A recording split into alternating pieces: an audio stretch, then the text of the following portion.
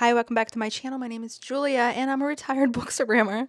Am I gonna say that on every video? This video will be a very unscripted video. I have some Earl Grey tea over here and I just want to talk about the very few 5-star reads I have given out this year. I don't think I have ever recorded a full-length video like this of me just like talking about books without a script in mind. I hope you enjoy this.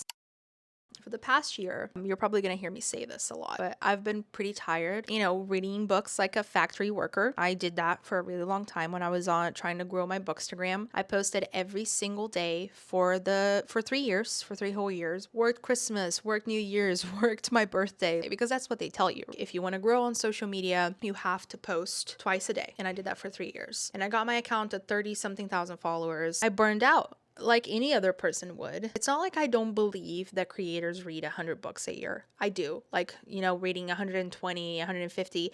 I've seen a girl once read 325 books in 1 year. I saw someone say online, oh, I don't believe they do it. And I do believe they do it because I've done it. I also remember how miserable my life was.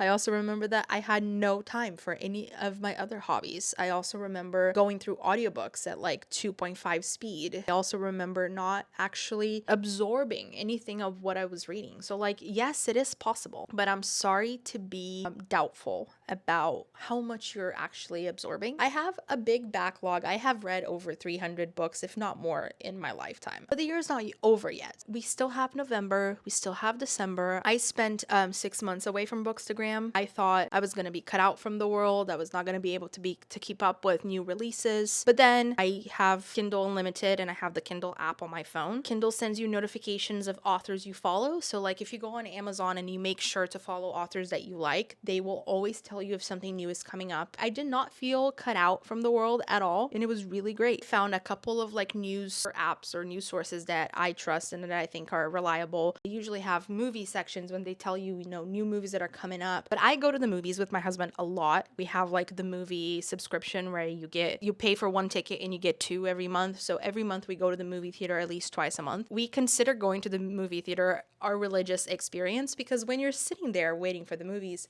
we never miss the trailers. You get to sit there and watch all the trailers for the new things that are coming up and get excited about it. The more I added that into my routine, the less and less important social media was for me to keep up with things. It's been so great to realize that social media creates this idea, right, that you're going to be missing out on a lot of stuff if you're not on it. But you're not going to be missing out on anything really, because the world has been built up to this day and age to keep you in the know at all times. You can't sleep, you can't escape. There's nothing you can do to actually have some peace. It's actually really hard. Let's get started, shall we? I'm gonna go through my Goodreads last read books, talk about the books that I have given 5 stars and why I have given 5 stars and if I recommend them. I haven't read a lot of books this year. It was the first year that I gave myself the permission. I set out to read 25 books on my Goodreads challenge. Past 3 or 4 years, I've been doing 100 a year, and it feels so good to not do that anymore. It feels way more in line with how I want to be spending my days. I don't want to be reading compulsively, but also it allows me to read slower. I recently just finished reading It by Stephen King, and if you know, that book is 1,100 pages. It is massive. I did a mix of physical with audiobook. The audiobook narration was incredible for it, by the way. If you're ever interested in making it easier for you to absorb, 1.5 is my preferred speed. I just took my time with it, and I think it took me like 3 months to read it. And it felt so natural. It felt so good. And every time I came back to it, it felt like I actually spent time with the work, And I was like, oh my God, I should do that with everything that I'm reading. I would love to do like a reading vlog.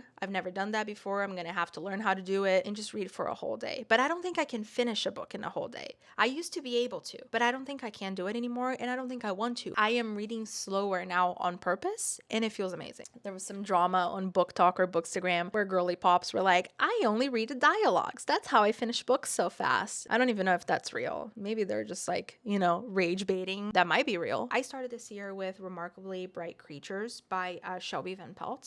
I read this book right after I lost my bearded dragon after 8 years, and I was devastated. And it was really difficult to read a book about an octopus and all of his inner thoughts as a pet and as a, prisoner in a aquarium, and my lizard was in a terrarium. His terrarium was huge though, and I loved him more than life itself. His name was Aegon Targaryen, by the way. And he was adorable. Let me give you some Aegon photos. He deserves a shout out. He was the love of my life. He was my first pet with my husband. We got him when we were still dating, boyfriend and girlfriend, when I was in college. He was everything to me. And he passed away, and I felt like the day of or the weekend of, I needed to not think about anything. So I don't think this book was a 5-star read for me. It was a solid 4, but I think that maybe because of the state of mind that I was in, it was a 4. But just to give you a sense of what I started this year reading.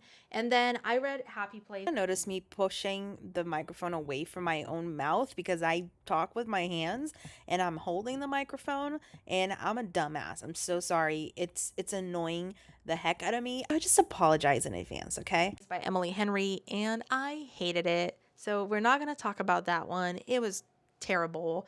If you want to read my review on it and why I thought it was terrible, you can go to my Goodreads page over here, and I'll post a link down below as well. It was just not my jam, and I really usually love Emily Henry. People We Meet on Vacation is my favorite one. I loved Funny Story. I thought it was a cute, easy to read romance novel. In general, Happy Place did not hit for me. It really wasn't my favorite. And then followed that up with reading one of my most hated books of all time, which is Tomorrow, Tomorrow, and Tomorrow. Oh my God, I feel like I'm going to get beat up on the street for saying that out loud online.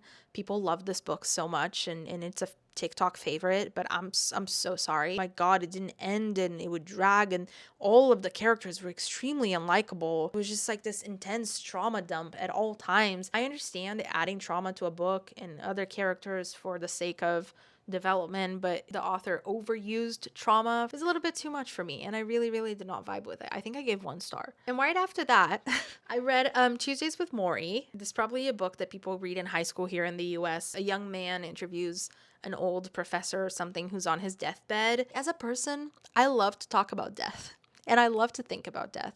Ever since I lost my grandfather, I think I was 24 when I lost my grandfather. We were really, I've lost grandparents before him. I don't know. There was something, I don't know if it was my frontal lobe that developed, but after that, I just like death became such an interesting, incredible subject for me to consider my own mortality and to think about death. And I think about it quite often, and it's not in a weird way, you know, in a way of like you should call someone and I'm in danger and I'm a danger to myself. It's more in a philosophical way, and I love authors who are willing to approach the subject, talk about the subject. So I've been leaning towards books where death is, you know, present and lingering in some way, because isn't it in our lives as well? Death is always a lingering possibility. You know, you can look at that and be terrified of it, or you can face it and be like, that is so interesting how finite we are and everything is. Instead of depressing me, it pushes me to do things that I want to do, to like record a silly YouTube video and to do things I used to love as a child, and to put my phone down and spend time with my husband and family and friends, and to just,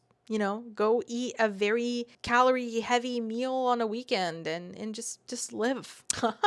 That was so deep for no reason at all. It was a great book, but I don't think I gave that 5 stars. But the one that came after, I did give it 5 stars. So this was my first 5-star of the year. It's called The House of My Mother, A Daughter's Quest for Freedom by Sheri Franke. If you don't know, they also have a Hulu documentary. Trigger warning, by the way. Sheri Franke is the daughter of Ruby Franke, who was all over the news. She was a YouTube mommy, like she had a family channel, and she emotionally, mentally, and physically abused all of her kids. The police finally caught her after many years of like welfare checks, and they found all the proof. She was a religious lunatic, a closeted lesbian. You know, she hated LGBTQ people, but then she was also in a relationship with the woman at the same time, cheating on her own husband. I think she wasn't a Mormon. I think she was like the ASL, SEL church, like the fundamentalist Church of Christ. Sheri, she was on all of her mom's videos. She did family vlogs, so she exposed all of her family. They got really rich. They gained millions of followers But then eventually it all ended with this family being arrested, or the mom being arrested for basically torturing both of their youngest kids. And by that time, Sheri had already moved out. She went to college. She was very well read. Her family was really weird and cultish. Her mom had a little cult as well that she created or was a part of or joined. Both the book and the Hulu documentary are heartbreaking, filled with trigger warnings. So just protect your peace if you're not sure you can handle that. Because Sheri was such a well-read person and she loved books, her writing is phenomenal. Her writing is amazing. It was just so unique. The way that she talked about her life and the compassion that she approached her religious upbringing and her mother. She's just a great writer, an excellent writer. I would love to see like other things from her, maybe fiction. It almost reads like this murder mystery. As a young woman who was also raised Catholic and religious and is no longer religious, I felt a lot of compassion for Sheri, a lot of kindredship towards her. Couldn't put the book down. It is really heavy because there was a lot of mental, like psychological manipulation that her mother basically tortured her psychologically multiple times and then got physical with the youngest kids. They're both in jail right now, Ruby and her lesbian lover. Never thought I would say that in my life. I'm so glad that she finally got the ending she deserved and that Sheri moved on and was able to write a book and make some money and kind of like recuperate some of her life and the money that she deserved. I think that the kids never saw any money from the YouTube channel. Like they were all participants and like actors and little figures in her little like YouTube family vlogging thing. She started fighting for, you know, children actors and children on YouTube channels and their individuality and the right that they have to see the money of the work that they're putting in as well. And I really recommend it if you have any curiosity about this world and cults and religion. It was in Utah, I think. Why is it always you guys? Why is it when something happens, it is always you three? Believe me, Professor, I've been asking myself the same question for 6 years. Why, when something weird and creepy and cultish happens, it is always Utah, bro, or Ohio. We gotta do some investigating over there. Like, what's going on? No judgment, no judgment. I'm sorry. I don't want to get canceled here. I barely started. Give me some time. The next one that I read was Year One by Nora Roberts. It was my first Nora Roberts. It's a fantasy-ish. Did not give it 5 stars. She has what, 7.2 billion books this woman has been writing since she was 7. And she publishes 32 books a year. And she hasn't stopped yet. I think she's in her like 60s or 70s and she's still going. And I'm still trying to find something that I like by her. It was good, but not great.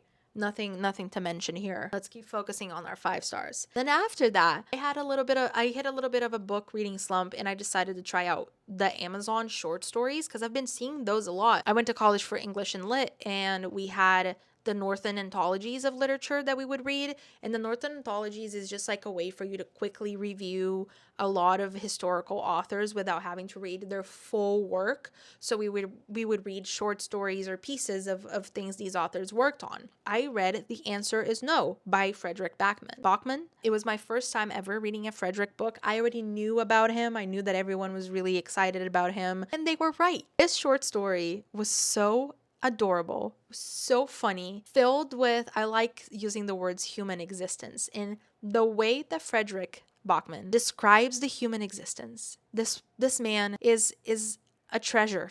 He is a treasure. He is one of the most important people alive today. And his books and his writing style have so much soul and so much kindness and so much understanding. And they're so funny. But at the same time, they pull your heartstrings and make you like teary-eyed.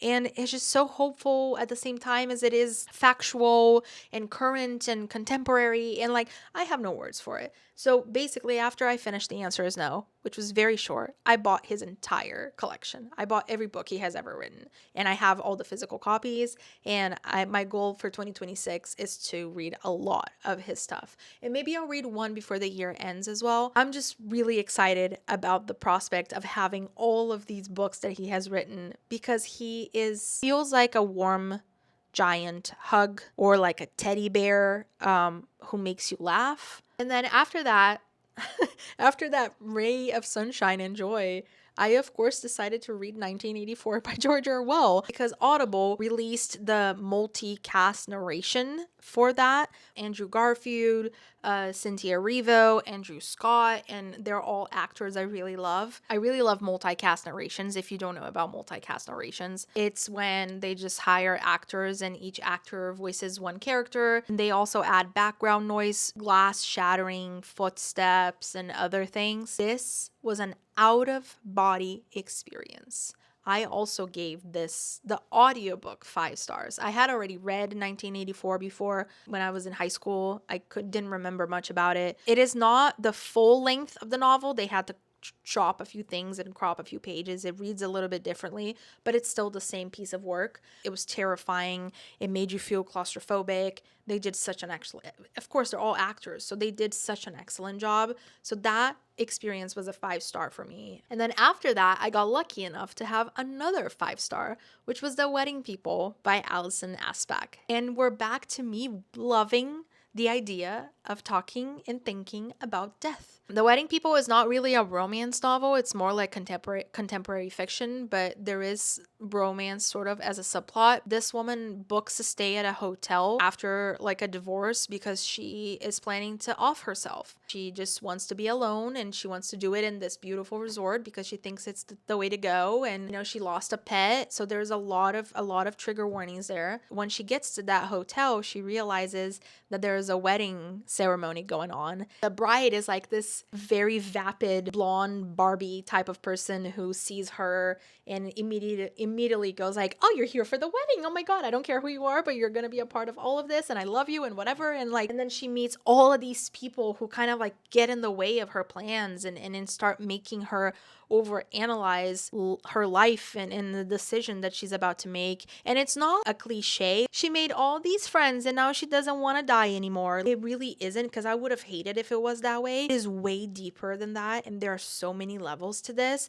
But my favorite thing about this, usually romance novels nowadays are so cookie cutter, right? I would have hated if this woman would have been like, I found love, I'm fuckable again, so I don't want to kill myself anymore. I love this book so much because her decision changes and grows and shape shifts so many times throughout the novel because of the bride, not because of like any crush. She has a little crush on the book. It's more like a woman to woman, someone who's unhappy, someone who seems to be happy but is equally unhappy. So it's literally like the happiest day of this woman's life and then the last day of this woman's life, and they both come together. First of all, I can't wait to see this as a movie. It will become my entire personality. Hilarious, heartfelt, emotional, everything I ever wanted in a rom-com, even though it's not a rom-com, but I know that once people make a movie out of it, they're gonna target it as a rom-com. But it was just incredible, and I loved it so much.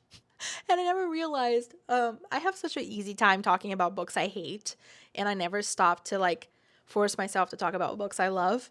It was just so great. So that was the strongest 5-star of my 2025 so far.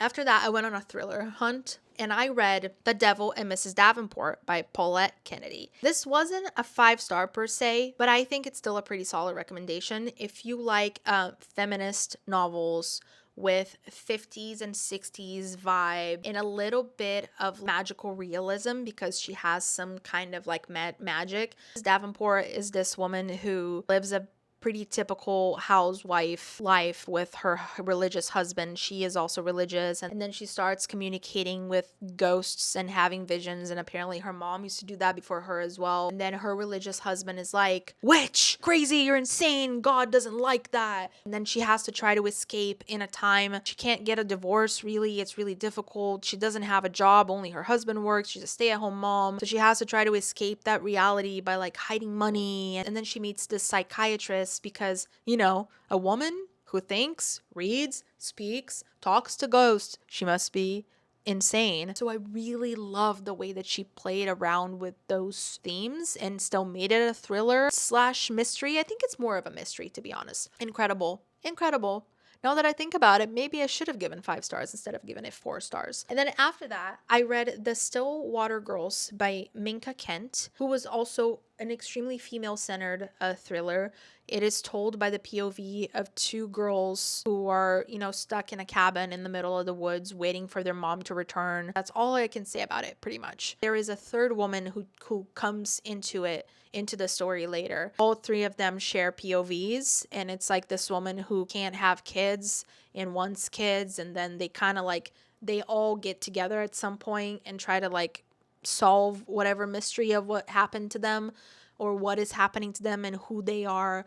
And it was really easy, really fast. It wasn't a 4-star. It wasn't mind-blowing because I feel like I was able to predict what was happening multiple times.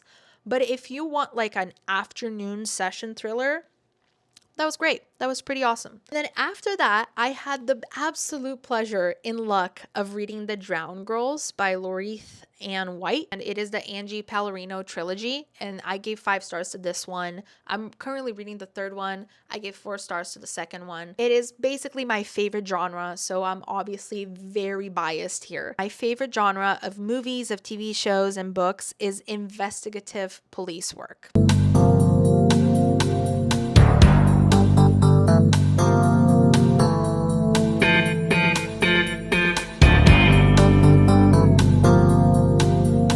It's what I'm addicted to it. It's what I love. Way back when I was like 12, 15, the thing I loved the most was watching Special Victims Unit, Law and Order Special Victims Unit, Law and Order, Fringe, and The Mentalist, any type of investigative work, either police or medical or science fiction. It's my favorite. It's my favorite. And then it has romance as a subplot. It's just incredible. So well written. Our main character is a detective in sexual crimes. Also a strong female character who is not 2-dimensional. She's very much 3-dimensional. She has so many layers to her. She is part of an investigation as well, like her childhood. She finds out really creepy, weird things about where she came from. Incredible pacing, incredible writing, incredible thriller, mystery, a really sexy, sensual, like romance subplot that doesn't take over the whole story, but you still get excited, anytime they have a moment together. His name is Detective Maddox, and he moves into her like unit and takes the job that she wants or she's gunning for. So there's a little bit of a competition there as well, and they're both investigating things together. This guy has a daughter. Again, very female-centered, a lot of strong females, and a lot of important things are talked about and discussed, and it was just, I am really excited to read more things this author has written. As the youngsters would say, she slaps. And then after that, I read Great Big Beautiful Life by Emily Henry, which I gave 5 stars to. It is very different than anything that Emily Henry has ever done before, and I appreciated that she's trying new things.